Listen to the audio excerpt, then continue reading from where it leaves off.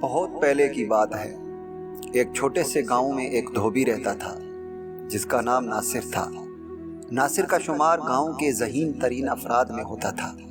اسے لوگ عزت کی نگاہ سے دیکھتے تھے کیونکہ وہ نہ صرف اپنی محنت سے اپنا کام کرتا تھا بلکہ لوگوں کی مدد کرنے کے لیے بھی ہمیشہ تیار رہتا تھا۔ لیکن ناصر میں ایک بات تھی جو اسے باقی سب سے مختلف بناتی تھی، وہ تھی اس کی چالاکی۔ ناصر کا گاؤں زیادہ بڑا نہیں تھا لیکن یہاں کے لوگ خوشحال اور مطمئن تھے۔ زیادہ تر لوگ کھیتی باڑی کرتے تھے اور ناصر ان کے کپڑے دھونے کا کام کرتا تھا۔ وہ ہر گھر سے کپڑے لے کر انہیں صاف اور دھلا کر واپس کرتا۔ یہ کام بڑی خوش اسلوبی سے کرتا جس کی وجہ سے گاؤں والے اس پر بہت بھروسہ کرتے تھے۔ ایک دن گاؤں کے رئیس خان صاحب نے ناصر کو اپنے گھر بلایا۔ خان صاحب کی دولت اور زمینیں پورے علاقے میں مشہور تھی۔ وہ ناصر سے ہمیشہ خوش رہتے تھے کیونکہ ناصر ان کے کپڑے بڑی صفائی اور محنت سے دھوتا تھا۔ لیکن اس دفعہ خان صاحب ناصر کو ایک بڑی ذمہ داری سونپنا چاہتے تھے۔ خان صاحب نے ناصر کو بلاتے ہوئے کہا، تم جانتے ہو کہ میرے پاس بہت سی دولت ہے اور میرے کپڑے بہت ہی قیمتی ہیں۔ میں چاہتا ہوں کہ تم میری تمام دولت کی حفاظت کرو اور یہ یقین دلاؤ کہ میرے قیمتی کپڑے اور زیورات چوری نہ ہوں۔ ناصر نے سوچا کہ یہ ایک بڑا موقع ہے کہ وہ خان صاحب کی دولت کی حفاظت کا ذمہ دار بن جائے اور اپنی زندگی میں خوشحالی لائے۔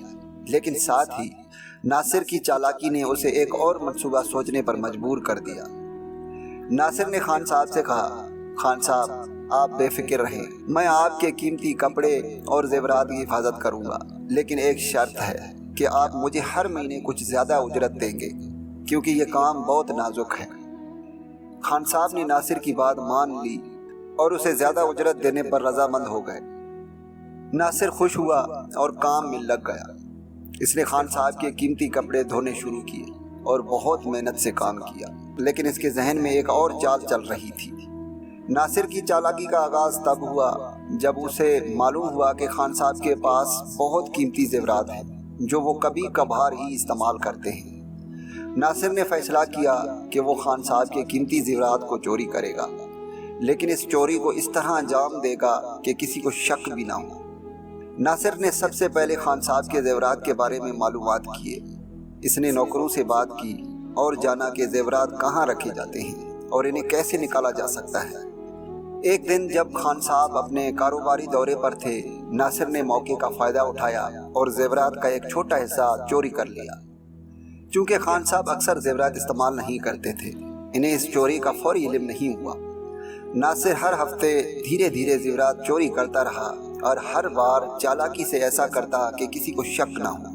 ناصر نے سوچا کہ وہ ہمیشہ اس چوری کو چھپا سکے گا اور کبھی پکڑا نہیں جائے گا، لیکن قسمت کو کچھ اور ہی منظور۔ ایک دن خان صاحب کے گھر میں ایک بڑا تہوار منایا جا رہا تھا۔ خان صاحب نے اپنی قیمتی زیورات پہننے کا ارادہ کیا اور نوکروں سے کہا کہ انہیں زیورات نکال کر دیں۔ جب نوکر زیورات نکالنے گئے تو انہوں نے دیکھا کہ زیورات کا ایک حصہ غائب ہے۔ فوراً ہی سب میں چاہ شروع ہو گئی اور خان صاحب کو خبر دی گئی۔ خان صاحب بہت غصے میں آئے اور انہوں نے فوراً اپنے تمام نوکروں اور ملازموں کو بلایا۔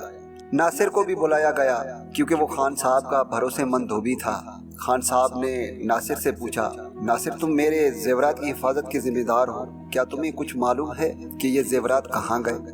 ناصر نے چالاکی سے جھوٹ بولا، خان صاحب میں نے ہمیشہ آپ کے زیورات کی حفاظت کی ہے اور میں نے کبھی کوئی غلطی نہیں کی۔ یہ ہو سکتا ہے کہ کسی نے آپ کے نوکروں میں سے چوری کی ہو۔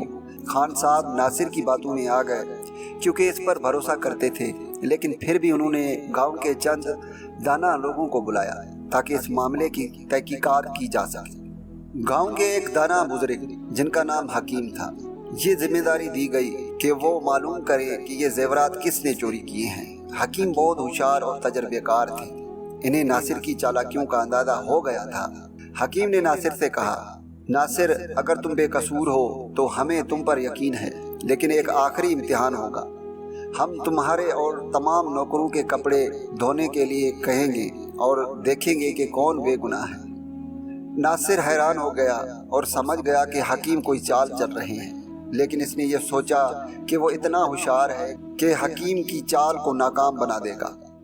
जब नासिर के जुर्म का कोई ठोस सबूत नहीं था और मामला पेचीदा होता जा रहा था, गांव के दाना बुजुर्ग हकीम को इस मामले की छानबीन करने की जिम्मेदारी सौंपी गई। हकीम एक नहायत तजर्बेकार और ज़हीन शख्स थे। वो कई सालों से गांव के मसाइल हल करते आए थे और लोगों के दरमियान इंसाफ का पुल बांधने में माहिर थे। इनके फैसले हमेशा अक्ल और मुनतिक पर मनबी होते और यही वजह थी कि पूरे गांव के लोग इनकी इज्जत करते थे। हकीम ने नासिर और नौकरों से मुख्तलिफ सवालात पूछने शुरू किए, लेकिन नासिर की होशियारी ने उसे वक्ती तौर पर बचा लिया। नासिर हर सवाल का जवाब बड़ी चालाकी से देता और ख़ुद को बेगुनाह साबित करने की कोशिश करता, लेकिन हकीम को नासिर के रवैये से कुछ शक हुआ। वो जानते थे कि कुछ ना कुछ गड़बड़ ज़रूर है, मगर सबूत के बगैर कोई नतीजा निकलना मुमकिन नहीं था। हकीम ने सोचा कि इन्हें नासिर की होशियारी की मात देने के लिए कोई ख़ास चाल चलनी होगी।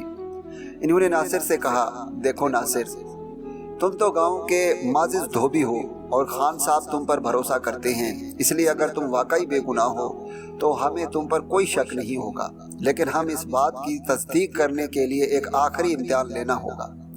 नासिर ये सुनकर थोड़ा घबरा गया, लेकिन फिर अपनी होशियारी पर भरोसा करते हुए इसने रजामंदी जाहिर कर दी। उसे यकीन था कि वो हकीम की हर चाल को नाकाम बना देगा। हकीम ने कहा, हम तुम्हारे और तमाम नौकरों के कपड़े और दीगर अशिया की अच्छी तरह जांच करेंगे ताकि ये पता लगा जा सके कि कहीं कोई निशान या सुराग तो नहीं है जो हमें चोर तक पहुंचा सके। नासिर बाज़ाहिर पुरसुकून दिखाई दे रहा था, लेकिन उसके दिल में बेचैनी बढ़ती जा रही थी।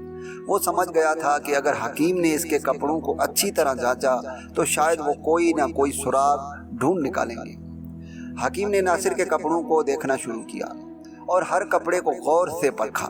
आखिरकार हकीम को नासिर के कपड़ों पर एक छोटा सा निशान नजर आया जो शायद नासिर के नज़र से छुप गया था।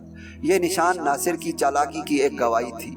ये एक खराश का निशान था जो मुमकिना तौर पर जेवरात को चोरी करते वक्त लगा था। हकीम ने नासिर से सवाल किया, नासिर ये खराश कहाँ से आई? नासिर पहले तो कुछ कोने से गरेज करता रहा, लेकिन फिर हकीम की सख्त सवालात और गहरी नज़रों ने उसे मज़ीद झूठ बोलने से रोक दिया। हकीम ने एक और सवाल किया, ये खराश तुम्हारे कपड़ों पर क्यों आया? क्या तुम्हें मालूम है कि खान साहब के जेवरात चोरी हुए हैं? तुम इनकी हिफाजत के जिम्मेदार थे, क्या तुम ये जिम्मेदारी भूल गए?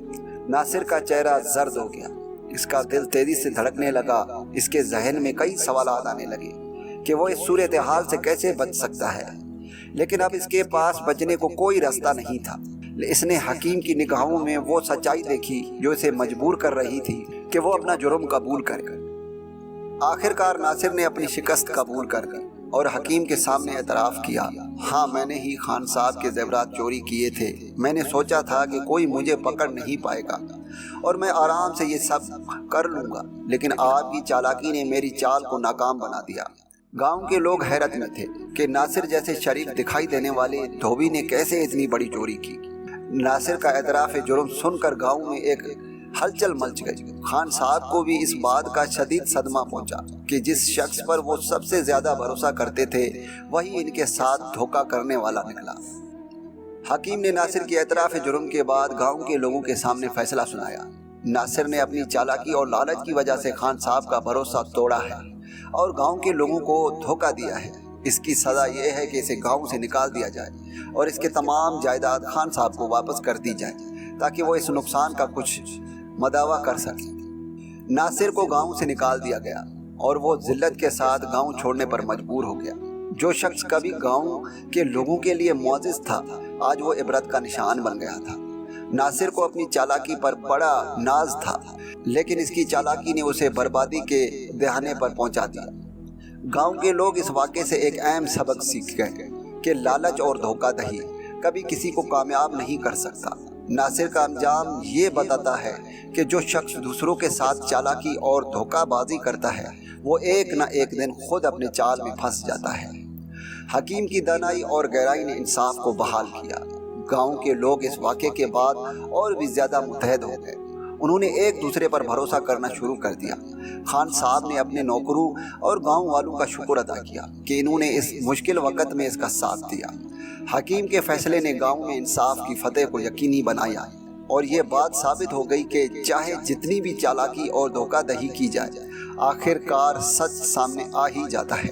ناصر کا قصہ گاؤں میں ہمیشہ یاد رکھا گیا تاکہ لوگ اس سے سبق سیکھیں۔